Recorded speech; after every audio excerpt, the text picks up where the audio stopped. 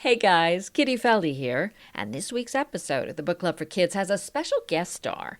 Actress and public radio host Mindy Shaw is hosting this on-the-road edition of the show, taped live at Virginia's Fall for the Book Festival. Our readers this week are a trio from Northern Virginia, Neha, Jay, and Naomi. It's a book club for kids. It's the book club for kids. It's the Book Club for Kids podcast. Hi, I'm Mindy Shaw. I'm sitting in for Kitty Feldy, and we are here at Fall for the Book Festival in Fairfax, Virginia for this special on-the-road edition of the Book Club for Kids podcast. And we are here to talk about vampires, creative writing, children's authors, and more. It's Mary Amato's book, Our Teacher is a Vampire and Other Not True Stories. Author Mary Amato will be with us, along with our celebrity reader, the wonderful actor Jonathan Cagle-Mulberg. This is the Book Club for Kids, the podcast where middle grade readers talk about books. And a little later on, we will tell you how you can be on the show. Okay. Our Teacher is a Vampire and Other Not True Stories. Who wants to start off and tell us what this book is about?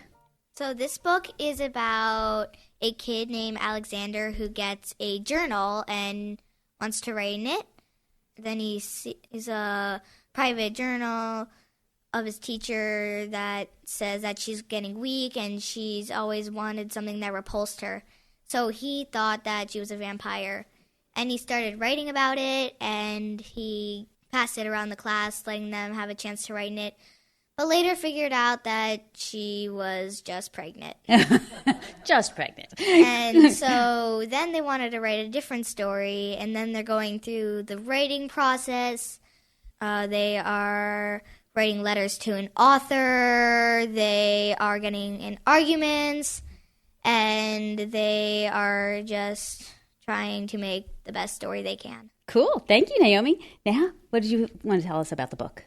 I just want to say that it's really good for writers because it shows how creative and fun it can be to write a book and how all these kids are having so much fun writing a book and they're not even thinking about what they're going to do with it, except for Carly. Carly just wants to make money. Jay, let's hear you weigh in on the book. So like Naomi said, it's about a teacher who is who was a suspected vampire by her students, but she was really pregnant, and they wanted to enter a book writing competition, but some other events happened and they couldn't enter, but then they made stories with an author that they was chatting with. Okay, so in this case, in this book, the physical book itself is an important part of the story. Why is that? Oh, because Alexander found the notebook and he thought it was really nice and he wanted to write in it. It wasn't like he was just writing a story because he wanted to write a story. He found the journal and he wrote the story so he could write in the journal. So the book that we're all reading, is actually a journal that all these different kids write in. How can you tell who's writing at what time in the book? You can tell who's writing in the book because of the different fonts that they did, which I thought was really creative, and also the signature at the end. So describe the different kids in the story. Nick is my favorite. Nick is he's really silly. He writes in poetry sometimes, and he makes these silly stories which just make everyone laugh. But he's a little mischievous. Yeah. Is he your favorite? Yeah. Jay, did you have a favorite character? Oh yeah, my favorite character was Nick too. Really? He was really silly and funny. Like she said, he made a lot of funny poems. My favorite one was one that he wrote to a kid who would always emphasize grammar and stuff. Do you remember it? Yeah, it's in the book. I remember. You do? Tell us. Y'all is real, so are ain't sup. These words are called slang. Dude, lighten up. That's terrific. Do any of you know an Omar in real life? Yes. I know an Omar. So. Yeah. What? So explain who Omar is and what he's like. He's a smart kid who's always correcting everyone's grammar. I mean, he has a nice personality, except it's kind of hard to see it through all the corrections he's making, because most of the stuff he writes in the book are corrections of other people's grammar. So he seems like a know-it-all to me. There was a kid named Omar in my second grade class. Really? And was he just like this?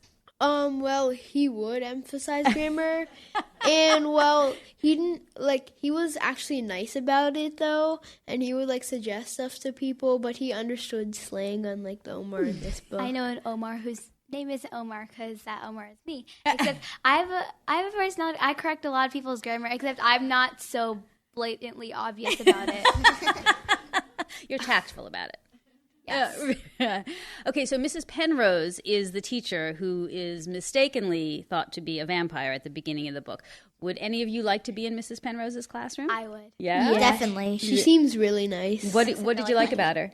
Oh, she's her personality is really with her class. She's not like those teachers who just teach you and then go home. She seems to be friends with the class. Her and the class know each other well, not just a teacher-student relationship. Have any of you had a teacher like that? Yeah. Yes, definitely. Last year I loved her, and then she moved away. In first grade, I had this teacher who was super nice, and she even requested the principal if she could bring her dog in. Oh. And, well, the principal said yes, so we got to meet her dog. Oh, I like a happy ending. Last year, my teacher went on bed rest because she was having twins. Oh. And so I got a long-term sub who was really, really, really, really nice. Oh. My last year's teacher was so crafty, and she was really nice, and we had a lot of opportunities in that class because even though we were only fifth graders, I felt like I was much older than that with my rights because she made the classroom seem like a home. Wow. And I had a teacher last year and in fourth grade who moved up to sixth grade with us. Ooh. So last year his wife was having a baby, so we got a long-term sub who was nice but would enforce rules when needed. And lots of people slacked off whenever there was a sub. So she was mostly on the mean side. Well, that is a perfect segue for us to take a moment and hear a little bit about the book from our celebrity reader. Jonathan Cagle-Mulberg from Arlington, Virginia, is a government contractor by day, but in his spare time, he is a local community theater actor and a living historian. I want to hear more about that later. Let's have a big hand for Jonathan Cagle-Mulberg.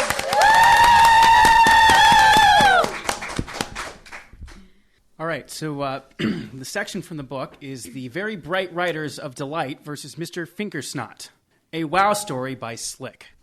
At Delight Elementary School, there was a classroom full of very bright writers who wanted to write in their book. But a grumpy substitute named Mr. Finkersnot took the book away. One frosty day, the students had a meeting by the old pine tree. "How can we get rid of Mr. Finkersnot?" a girl named Krusty asked. "I have a friend who can help," a boy named Alexander said.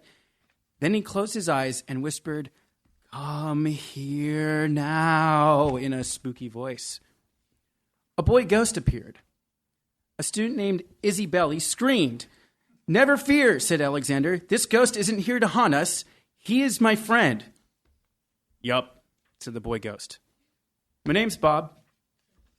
A most excellent dude named Slick asked, "So, how'd you kick the bucket, Bob?"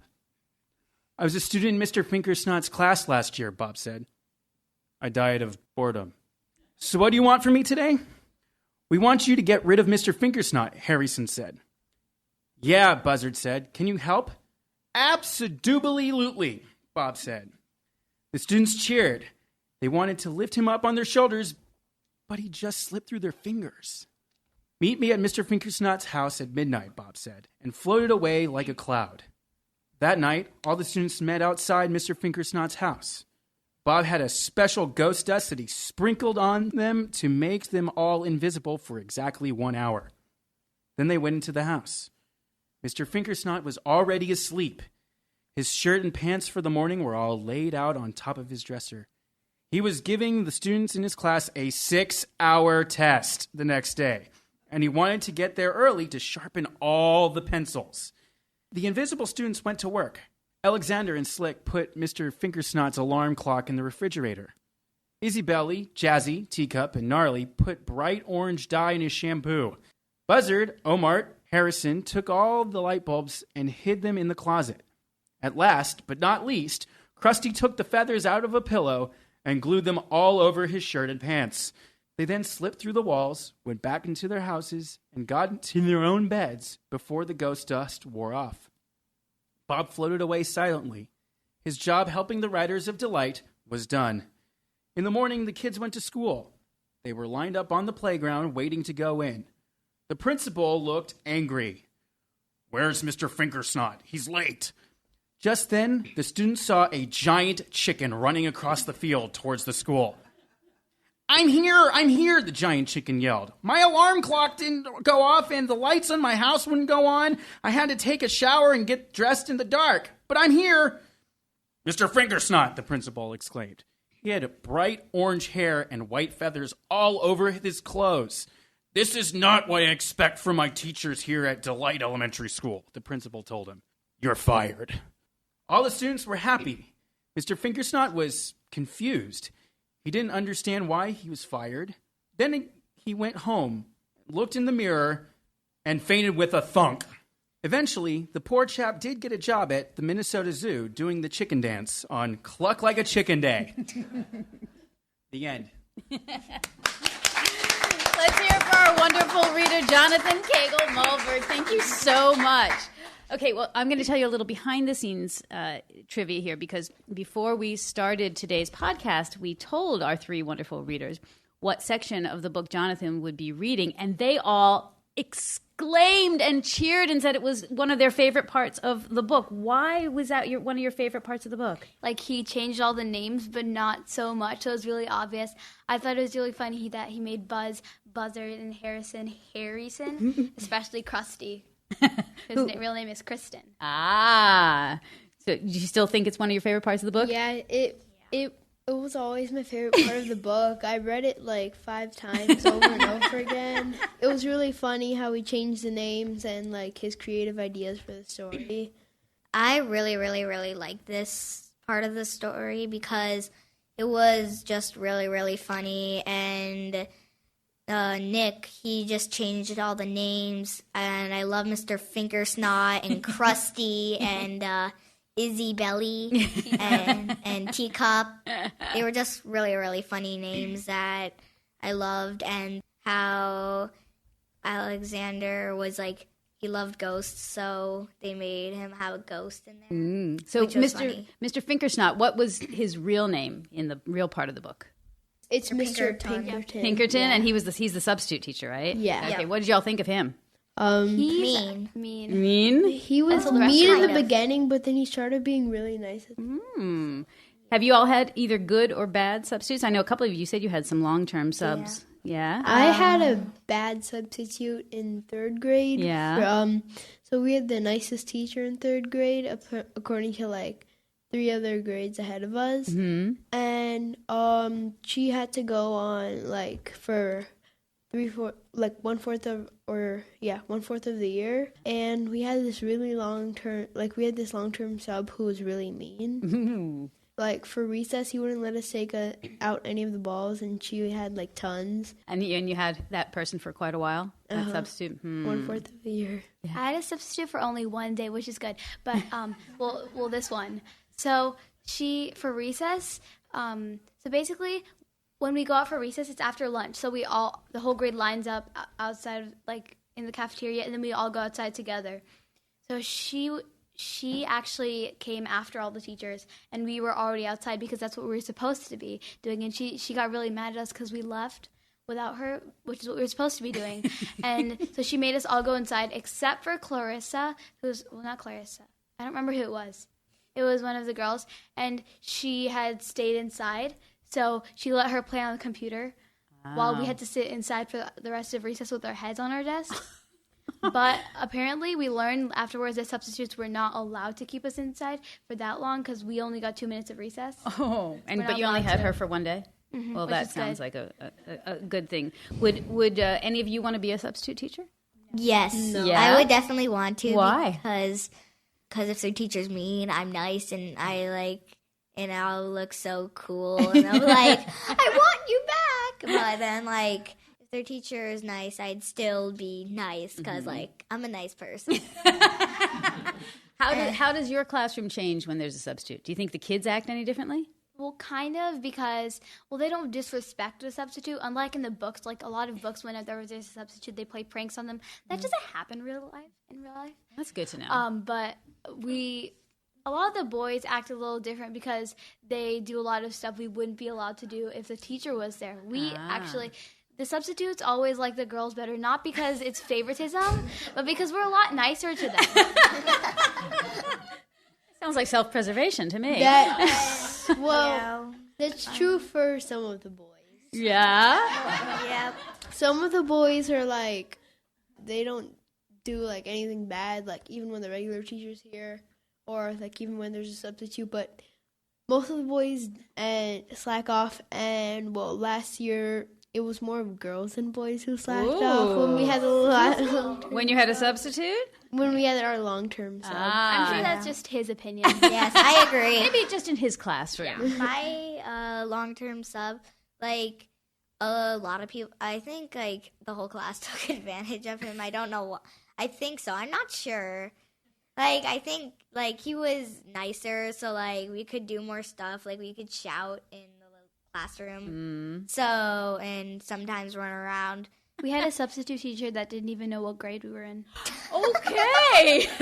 Oh yeah, so we had this substitute who would come around, and she's just like, okay, so we were in 4th or 5th grade. She came around one day and she's like, okay, 3rd grade class, she was a substitute Spanish teacher. She's like, okay, and then she goes to her folder, she clicks on 3rd grade, and we're all asking her why she's clicking on the 3rd grade, and she's just like, oh, I thought you guys were 3rd graders.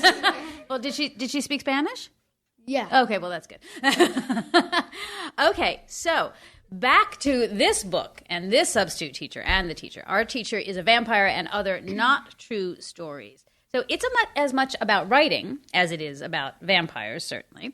And I would like to know if you picked up any writing tips from this book.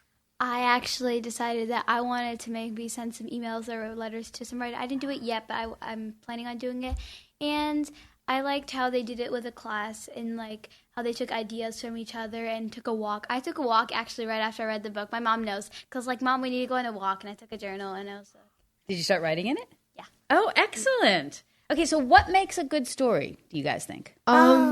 Here they plot. did a wow example. So the first W stands for like where or the setting, or like what the character wanted. Oh wait, What the who character wants? and what they wanted. Like what the character And then wanted. And the O was obstacles and objects, or like obstacles that like block their path. Okay. And the And W, the then last is W is win. And yeah, like Win? how they win, solve. how they win it, and how they get what they wanted. like how they get their happy ending or their sad ending. Or it's a sad ending. I'm not Oh. sure. Really? So it could be either happy or sad. But I it was like still sad, interesting? I like sad endings. You I don't do? know Why? Well, my favorite book, it has like a sad ending because I like reading sad endings and like thinking of like what could have happened, I guess. So That's really interesting. So do any of you consider yourselves writers? I do. Yeah? definitely. Wow. Love to write. Language arts is one of my worst subjects, It's my best subject. except for reading. That's what I do a lot. Well, you know what? Readers can easily become writers. I fully believe. Okay, I so love to write. you do? What kinds of things do you like to write? I wrote about not those happy books, like, silly books like this. That's why this is really different for me because it's not the sort of book I read. But I write about, like, people who have struggles. Like, it starts, like, mine are really emotional. Wow. And Naomi, how about you? You said you like to write too? Yeah, I like writing. Me and my friend Macy are writing a funny story called Life or Death Situation Stories, where it's weird ways you could get into a life or death situation stories, like the duck, what happens if you follow a duck off a cliff, and the toaster, what happens if you stick a fork in a toaster. I write funny stories with my friends sometimes. Like, I wrote this really weird book. I don't consider it really normal. But it's about a pigeon named Patricia whose dad always sang her songs about hot dogs that fly in the sky. And she meets a bear, and then she teaches him, like, how to make a list of people who fart the most. Wow, that sounds fascinating. Did you write that by yourself, or did you write that with someone? When I write by myself, I write very different stories. I was writing with my friends, so it was really two different. of you have now written with partners. How is that very different than writing with just by yourself? Yes. Sometimes, Yeah. like, so we have like Google Docs where we can like share a document. You guys are so advanced. I think it's a shame we don't have a publisher in the house right now. So like sometimes we can write at my house where like we could just start writing, and like if I said hi, she could see what I wrote and she'd be like hi. So do you? So it's like So you texting. write the story together as opposed to one of you writes one chapter and one of you writes another. yeah. You write Yeah. together. Well, I wrote the Definitely. toaster and she wrote the duck. So Sometimes we do it. The toaster Yeah. thing was like something in a game. So Dumb Ways to Die. yeah, Dumb Ways to Die. Dumb Ways to Die. It's like part of the game. You have to try to get the sandwich out of the toaster with the fork. Oh. And if you touch any side of the toaster, you You die. You die. You get burnt to a crisp. It's kind of sad. yeah, the All right. toaster. Because you get electrocuted. Yeah, just you like, get electrocuted, and then okay. So what we wrote is like you stick the fork in the toaster, you get electrocuted. The toaster blows up. It sets the house on fire, and you have to stop, drop, and roll. That's kind of really funny because she hasn't read it. She told me that she hadn't played Dumb Ways to Die. Wow. So you took a kernel of something you knew from a game and you made a whole story out of it. Well, I didn't ever play that game. Oh, wow. I never heard of it. Actually. Oh, my goodness. All right. Well, then there's a lot of great minds at work at one time, which seems like the perfect time to invite a real writer to join us on stage. Mary Amato is here. She is the author of Our Teacher is a Vampire and Other Not True Stories. Yay, Mary. Mary has won awards for her kids' books, but she is also a songwriter and a playwright and a dancer, and even started her own theater company, Firefly Shadow Theater. I'm not quite sure how you have time to write books with all that, but I'm fascinated by it. Okay, so for our panel of readers, who's got a question for Mary? So I have a question. On the back of the book, it says that this actually happened to you. Did it happen to you, or? So, first of all, can I say that you guys are incredible. Just listening to you made me want to write more books.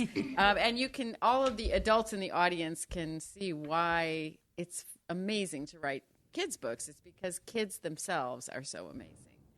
I never have a problem thinking of great characters because I run into kids like this all the time, and you guys are just fantastic. So you've been very inspiring to me this morning. Thank you. I'd be a good character. I am a great character too. Yeah, I have a So, great personality. so the reason that Naomi was mentioning this about the acknowledgments was that I was Skyping with students in Minnesota.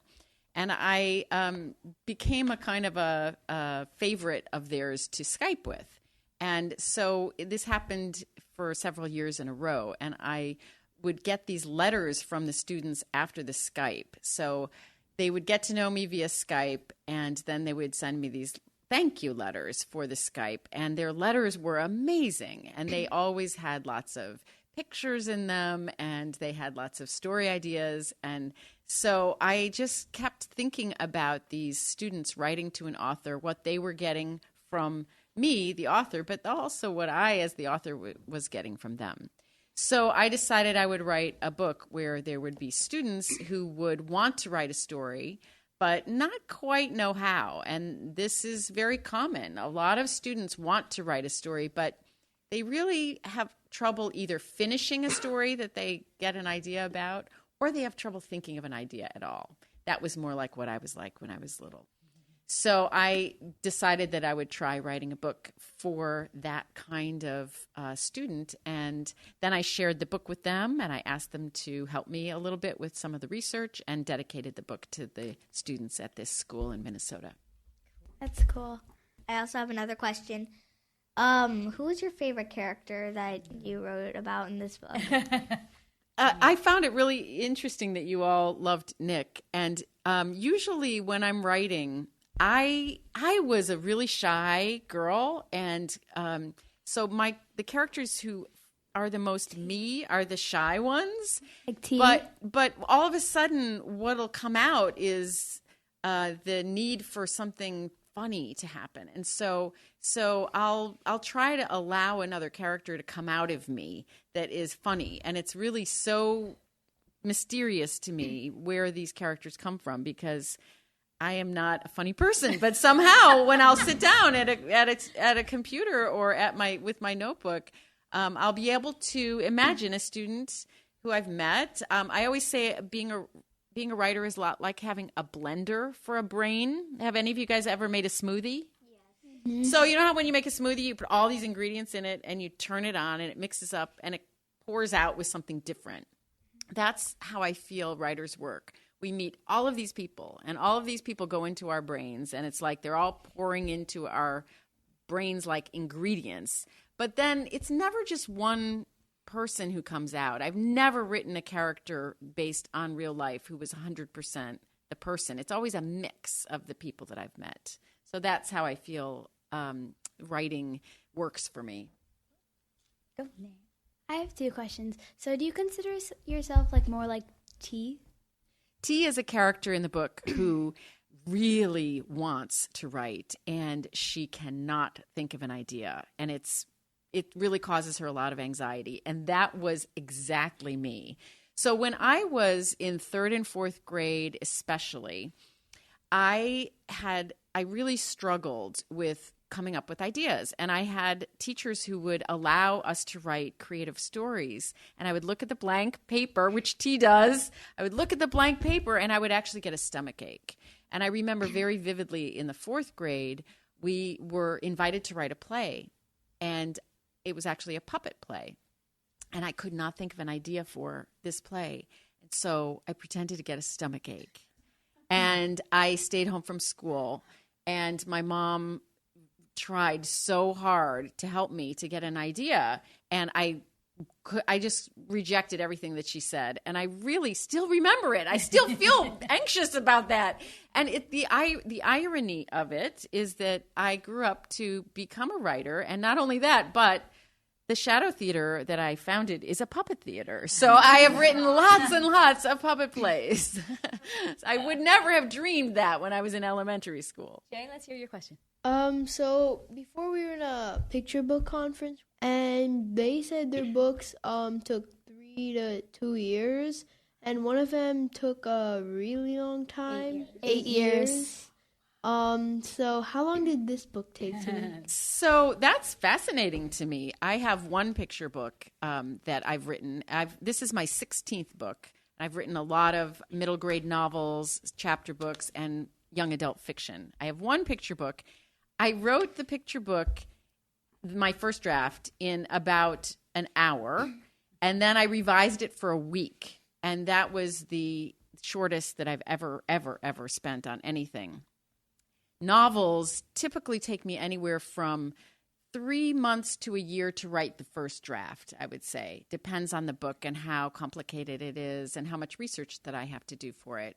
So I usually come up with a rough draft, and then it'll take a while to revise it. And then, of course, my editor will edit it and ask for changes, and then I have to do it again.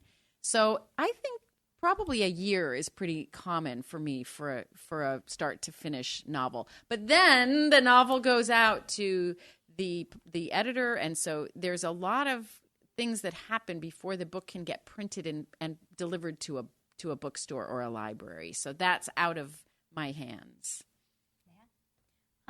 So what's funny is I actually had never heard of you before, and then I started reading this book, and after I finished reading this book, I saw like your books, like everyone reading your books, and I'd never noticed it before. And all those books looked a lot different from this book, because I don't know the title exactly, but something about like guitar notes or something. I saw my friend reading it, and it looked like a very different style from this book. Completely. So do you usually write like these sort of books? I have a lot of interest in a lot of different things. So what I love best about being a writer is that I can explore all of those things that I'm interested in. So I have written many, many novels like the kind that you were describing, an emotional story about a character. It's a very serious book, a book that would make you cry if you read it when you got to the climax. So I've written books like that, because some of those characters really fascinate me. And then I've written some really incredibly silly books too. So when my 2 sons were young, I did a lot of volunteer work in the schools. And what I noticed was that there were a lot of kids who didn't like to read unless the book was funny, that was the thing, that it had to be a funny book or they didn't really want to read it. And so I because I was not funny, I was shy, and I decided I would really push myself to try to do something different. So I really pushed myself to try to write funny books when that wasn't the first thing. The first thing that I would do is write a serious book. But writing funny books is really fun. It really is. So it's nice for me because I usually write 2 books at once. And so I'm usually working on a serious book, and then I'm working on a funny book. So that's what I'm doing right now. I'm working on 2 different books, and one of them is really serious, and one of them is really silly. So when I get stuck on the serious one, I can work on the silly one. And when I think of something funny, I'll work on the serious one. So the students in this book ask an author for advice, and she gives them a couple of different pieces of advice, 2 which the students here mentioned, walking with a writer's notebook and the wow story. Both of those came from my own experience. I would get writer's block sometimes, and I found that sitting in front of a computer staring at the words on the screen was the worst thing for writer's block. So if I get stuck, I get up and I grab my writer's notebook, which I happen to have in my back pocket. I always have my writer's notebook with me. I would not go to my neighbor's house next door, seriously, without my writer's notebook, because I never get great ideas when I'm sitting down. I get great ideas when I'm out. So I do take a walk almost every day with my writer's notebook, and all of my neighbors know that that's what I'm doing. And I stop and I write ideas down, and I pretty much always get great ideas when I'm walking around. That's one of the things about being a student that I really sympathize with, because you guys have to sit and come up with great things. And I find that really hard. If I were a substitute teacher, I would experiment a little bit and see if I could do some movement with my class. I would, do some exercises and do some walking around with writer's notebooks, because that is a great way for me to work. I get a lot of dreams, like when I go to sleep, that are actually really good for writing. So do you ever take your writer's notebook and when you get ideas in your dreams, you just go, hey, that was a good dream? Absolutely. Or you write it down? No, I get up almost every night. It's actually a problem. And a lot of writers are insomniacs. Have you ever heard that word? Insomnia means you have trouble sleeping. A lot of writers are insomniacs. And I believe that's because when you are carrying around these characters, they're in your head. And so they never leave until the book is done. And so you're constantly thinking about them. So just because you're going to sleep at night doesn't mean that they're quiet. They just keep talking. So I always have my notebook by my bed at night, and I pretty much wake up every night and I'll jot down a few things. Sometimes I actually get up and write. I noticed on the back of the cover that Mary Amato is known for comic middle grade fiction, including the Riot Brothers series. Can you please describe that? Yes. So I was sitting in the library one day. I love going to my library. Every time I go to a new town, I always check out the library. Even when I'm on vacation, I will go to the library. I love libraries. I work really well in libraries, and I love being surrounded by books. It's just gives me an energy. So I was sitting in my library because I had writer's block that day, and I took a walk, and I went to my library, and I was sitting there, and I was reading. I just picked a book off the shelf. I love to just pick something off the shelf, and it was a biography of Orville and Wilbur Wright. Anybody know who they were? What did they invent, Jay? The plane. Yes, the airplane. And they were really close as brothers. They were really funny as kids, and they did a lot of crazy things as kids. And I just thought that was pretty interesting. At the same time, my own 2 sons were fighting a lot. And I kind of wished that I had 2 different boys who weren't fighting so much and who liked to have fun together instead of fight so much. So I thought, I'm just going to create fictional sons, and they shall be called Orville and Wilbur Riot. And they will have fun every day. So that was where I got the idea. I took out my writer's notebook, and I just wrote down the Riot Brothers. And that's often what I do. I just write down one little thing that'll help me to remember that idea. And then I walked home, And on my way home, I just started hearing Wilbur and Orville's voices in my head, and they were really funny. And so I just started writing as soon as I got home. So that's the Riot Brothers. Do you ever decorate your journals? And also, how many of those writers' notebooks have you gone through? That's a really good question. I should count someday. I do. As soon as I'm done with one, I'll start another one. And notice you're in the audience on the radio. You wouldn't be able to see. But is this fancy or is this plain? It's plain. Very plain. I do not buy fancy books. I still get nervous when I'm faced with a fancy book. It makes me feel like everything I write in it has to be beautiful and perfect. And people will sometimes give me gifts of really pretty books, blank books, because they know I'm a writer. And I always say, thank you very much. And then I give it away to someone else because I get very nervous when I'm faced with a pretty book. So I always carry little ones because also I like to fill it up. It feels very satisfying. And when I was 10, I wanted to write a novel. And I got a gigantic pad of 500 sheets of paper. And I wrote 10 pages of the novel. And I looked at the 490 pages to go, and I gave up. And so I wished at that time I had been wise enough to say to myself, you don't have to write a 500-page novel. You can write a short story. You can write a poem. You can write a song. Because I really did give up. I did not think that I had the talent to be a writer. And so it took me a long time to really try to become a writer. What was your first book that you ever wrote? The first book that I wrote when I was 10, I can still remember it. And it was about a new girl who moved to my school. I never moved, and I lived in a tiny little town, and it was super exciting to get a new person moving into town. So that was a big deal. So that's what my first book was about. But the first book that I wrote and tried to get published was very serious, and it was very sad, and it had a very sad ending. And it never was published, and that is very, very common. Most writers write a first book, and that first book never gets published. And some people give up because it's hard when your book is rejected. Most writers who make it don't give up, and they say to themselves, okay, I learned a lot from that, and I'm going to try harder next time.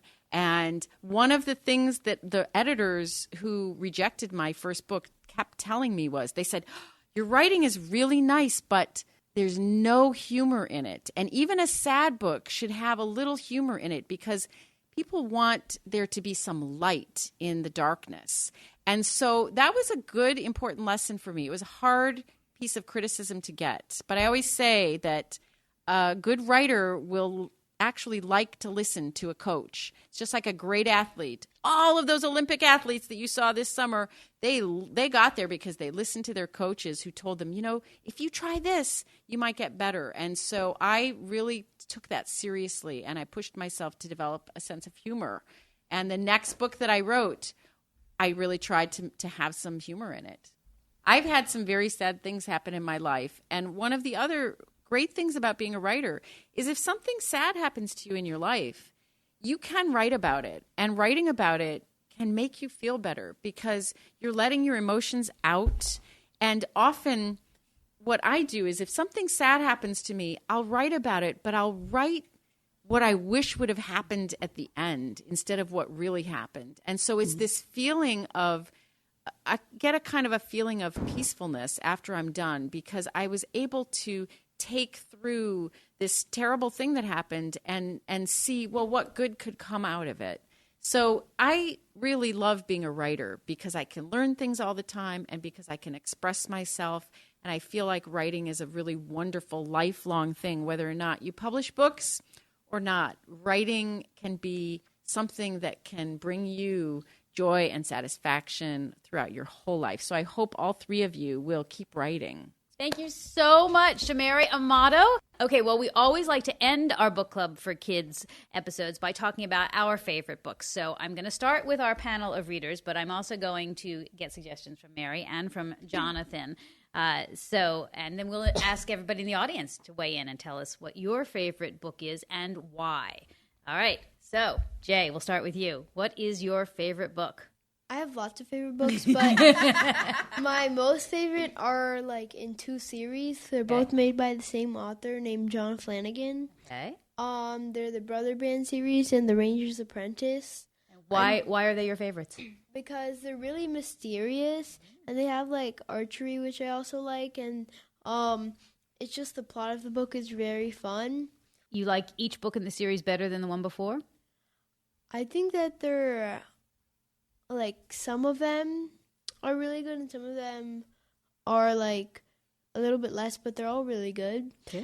And I like how the author on the sixth book, after he was finished writing the sixth book, he realized he missed an important part of somebody's life.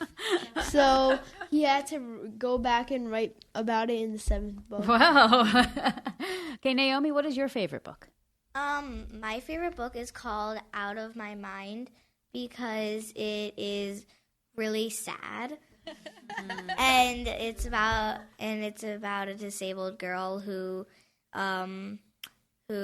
gets a computer that can speak for her because she can't speak, she can't walk, and she can only move her fingers. And she got a computer that could talk for her, and she moved her fingers on the keyboard, and it turns out she was actually the smartest girl in the whole school. You know that we talked about that book on a previous podcast for Book Club for Kids, so you should look it up. You'd enjoy that conversation, I bet. Neha, what's your favorite book? I have a few. Obviously, like a lot of kids, Harry Potter, and then I like the series called Airhead by Meg Cabot about a girl who gets a brain transplant. Wow. It's actually really cool. And lastly, a book called A Trick of the Light about a boy who, like, he meets this girl, and she always wants to get skinnier, and then she has anorexia. And then being influenced by her, and then him also being kind of like not a good runner and stuff, he starts running so much. He doesn't eat a lot, and then he gets anorexia. Okay, Mary, what is your favorite book? Well, first of all, I just wanted to say that a lot of people, when they find out that I write books for children, say, oh, kids aren't reading anymore. And I just want to point out that right here we have three amazing readers who are clearly really passionate about all the books that they read. And I meet kids like this all the time. Kids are reading a lot. So it's so exciting to be around all of that energy. I read a book when I was in third grade called Harriet the Spy by Louise Fitzhugh. Oh, I like that book. I read that. And that book changed my life because Harriet was the first person I ever met, even though she was fictional. She was the first person I ever met who also liked to write. I didn't know anyone who liked to write. And Harriet had a little notebook that she wrote in, which is what I was doing. And I think that books can sometimes help kids out there who have some kind of eccentricity or some kind of passion. And if there's no one else in the world that they see in the real world that's doing it, you can feel very isolated and you can feel out of sorts, like you don't belong. And I felt that way as a kid. I felt like I didn't quite belong until I met Harriet. And then I realized, oh, there is someone out there like me. Jonathan, you want to come up and share what is your favorite book? Well, I have a couple. I was always into historical fiction. I used to like to read the book and then go back and read about the actual time period and sort of, I guess it was my intro into history, really. One of the first historical books that I sort of got into was What's the Big Idea? Ben Franklin by Jean Fritz. And she has a lot of different books on historical figures and introduces it in a really sort of fun way. And it's not like the boring way that history is sort of perceived where but it's actually written in a way that kids can understand. So I really liked that a lot. And then when I got older, I read Rifles for Waddy by Harold Keith. It's written in the mid 50s, right as the lead up to the Civil War centennial. I'm a big Civil War buff, and so I identified really heavily with this character. It's about a 16-year-old who lives in Kansas during, and the Civil War sort of just explodes around him. And so you follow Jeff Davis Bussey around through Kansas and Missouri and Oklahoma and his shared experiences. And I really identified with this character a lot because I was just starting to get into Civil War reenacting at the same time. So it was really neat. Thank you. Does anybody in the audience want to come up and share your favorite book? Come, tell us. Come sit right here and tell us into the microphone what your favorite book is. My name is Sakith. My favorite book is Harry Potter, the Seventh. The seventh one? Yeah. Why the seventh one and not the 1 through 6? I don't know. I just like the seventh one better. Anybody else want to share your favorite book with us? Come on, don't be shy. Come on up. Hi, I'm Mary Kay. I was just sitting there thinking about how much I learned to love to read because my grandmother used to bring me a book every week when she came to visit. And we started out with the Bobbsey twins, and then we moved on to Nancy Drew. And Nancy Drew, to me, became such a hero. She was independent, she could do things, she had her own car. And so I think in a lot of ways, Nancy Drew influenced me and the person that I wanted to be. But I just had a lifelong love of reading. My favorite book is probably To Kill a Mockingbird, but also many, many other books. And I tried to instill a love of reading in my kids. My son back there who loved The Hobbit, we used to read that book together. So reading's wonderful for kids, and I'm so glad you're doing this show. Thank you. And clearly you've passed it on to your granddaughter as well. Well, if you are looking for a good book, we've got lots of suggestions at our website, bookclubforkids.org. And if anyone listening would like to be on the Book Club for Kids podcast, just have your mom, your teacher, or librarian send us an email to Kitty, like the cat, Kitty, at bookclubforkids.org, and we will send you the easy instructions on how to join us. That's Kitty at bookclubforkids.org. Our thanks this week to Jonathan Jensen, who composed and performed our music, and Kara Oakleaf here at Fall for the Book for inviting us to come back again this year. Our thanks to writer Mary Amato and our celebrity reader Jonathan Cagle-Mulberg, and thanks to our wonderful audience and all of these wonderful readers here at Fall for the Book.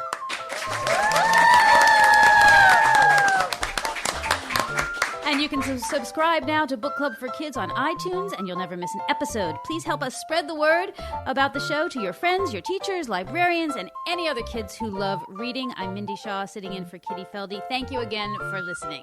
You guys!